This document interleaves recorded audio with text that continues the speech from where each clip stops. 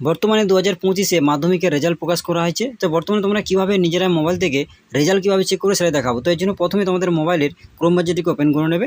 নেওয়ার পর সার্চ বারে সার্চ করবে wbbsedata.com। এটি লিখে প্রথমে গুগলে গিয়ে সার্চ করবে। সার্চ করলে প্রথমে ওয়েবসাইটে লিঙ্ক পাবে, সেই লিঙ্কে ক্লিক করে ডাইরেক্ট এই পোর্টালে আসবে। আসার পর এই যে অপশন রয়েছে রেজাল্ট 2025, এখানে ক্লিক করবে। এখানে ক্লিক করলে এখানে কিন্তু তোমার রোল নাম্বার দিতে হবে, অবশ্যই অ্যাডমিটে পাবে সে রোল নাম্বার এবং ডেট অফ বার্থ, অর্থাৎ জন্ম তারিখ, দিন, মাস, সাল পরপর কিন্তু এখানে দিতে হবে। দেওয়ার পর সাবমিট এই অপশানে ক্লিক করলে এরপরে তোমাদের কিন্তু রেজাল্টটি খুলে যাবে। তো এখানে কিন্তু তোমাদের বোর্ডের নাম থাকবে, এখানে তোমার নাম, roll number, register number, date of birth, কোন স্কুল থেকে পাস করেছো সেই স্কুলের নাম এখানে থাকবে এবং প্রত্যেকটা ডিটেলস থাকবে।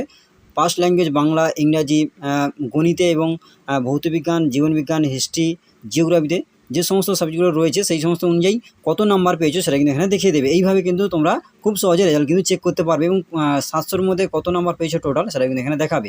এইভাবে কিন্তু খুব সহজে তোমাদের কিন্তু রেজাল্ট চেক করতে পারবে।